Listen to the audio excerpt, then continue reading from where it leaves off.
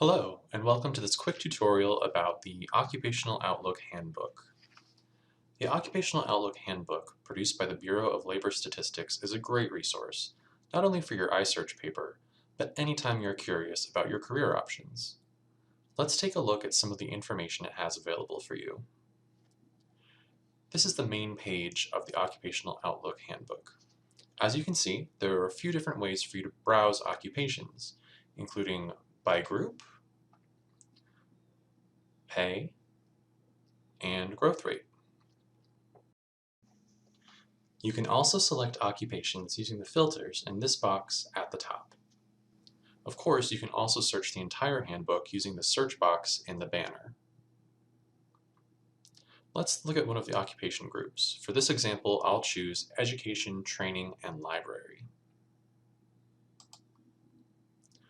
You can see that the occupations in this category are listed here in alphabetical order. The table includes a brief summary of the occupation, the typical entry-level education required, and the most recent median pay information. Let's choose librarians and take a closer look. This page gives us more detailed information about librarianship as an occupation. The Summary tab includes the number of jobs, job outlook, and projected employment change over the next 10 years. Each subsequent tab will provide you with more detailed information about the selected occupation.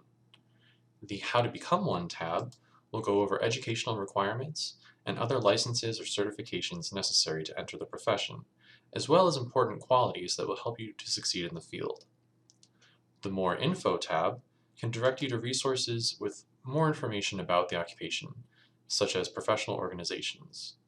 Take your time exploring each tab to get a better sense of the realities of the occupation you're exploring. In our next video, we'll take a look at some of the other tools and resources available to you from the Bureau of Labor Statistics.